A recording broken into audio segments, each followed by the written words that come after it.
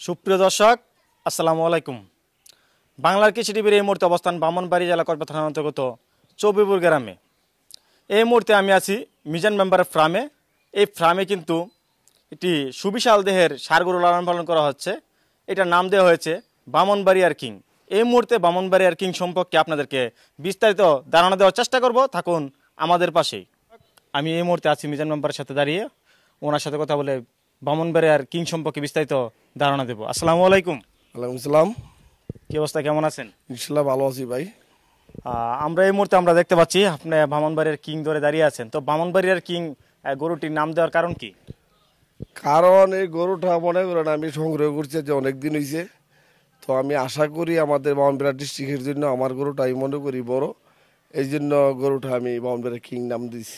আচ্ছা আচ্ছা, আপনার জানা মতে আপনার গরুটা ব্রাহ্মণবাড়িয়ার জন্য সবচেয়ে বড় গরু, তার জন্য আপনি এই নামটি দিয়েছেন। জি জি জি। তো এই যে ঈদকে কেন্দ্র করে আপনি এত বড় একটি গরু লালন পালন করলেন, এর আগে কি আপনি বড় বড় গরু লালন পালন করেছেন? আমার গরু প্রতি বছরই থাকে, কিন্তু এবার যে গরু আছে কোনো সময় তো গরু আমার আমারে ছিল না, এবার প্রথম এত বড় বড় গরু। জি জি। তো আমরা তো জানি আপনি একজন বিশিষ্ট ব্যবসায়িক, আপনি পুরো বাংলাদেশে গরু দিয়ে থাকেন। তো এর মাঝখানে আবার খামারে আসার গল্প কি, কোন কারণে খামারের দিকে আসেন? গল্প বলতে আমি ব্যবসা করি, বাংলাদেশের মানুষ মোটামুটি আমার সবাই চিনে, আমার মূলত হইলো ব্যবসা। তবে আমার গরু হলো সবচেয়ে বেশি প্রিয় জিনিস, শখের জিনিস। এই গরুগুলো আমার আসার পর, বর্ডার থেকে আসার পর যে যে গরুটা আমাদের ভালো লাগে, আমি মনে করলাম যে সময়টা থাকে ওই সময়টা আমি খামার আয়া গরুগুলার নিয়ে আমি সময় দিই। আমাদের খুব শখের জিনিস, ভালো লাগে, এই জন্য এই গরুগুলো আমি সংগ্রহ করছি।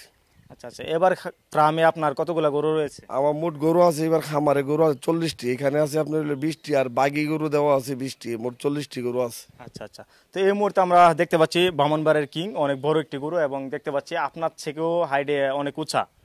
তো এই গরুটি আপনি এবারে কত টাকা দাম চাচ্ছেন? আমি মূলত মনে করেন আমার ব্যবসা এটা, আমি ওই মানুষের মতন মনে করেন দাম ওই 20 লাখ 25 লাখ 30 লাখ আমি চাবো না। ইনশাল্লাহ আমি এমনি দাম চাই 12 লক্ষ টাকা। 12 লক্ষ টাকা হইলে বিক্রি করবো। এখানে কি আলোচনার সুযোগ আছে? এর মাঝে সরাসরি আসিয়া দেখবে, দেখিয়া আলোচনা করতে পারবে ইনশাল্লাহ। আচ্ছা আচ্ছা, দর্শক, অনেক বড় একটি ষাঁড় গরুর মুহূর্তে আপনাদেরকে দেখানোর চেষ্টা করছি। চাওয়া দাম 12 লক্ষ টাকা। তারপরে আপনারা এসে দেখে আলাপ আলোচনা সাপেক্ষ করতে পারবেন। যেহেতু বড় গরু, এগুলো আপনারা আসলে দেখলে বুঝতে পারবেন, কারণ ভিডিওতে তেমনভাবে দেখানো যায় না।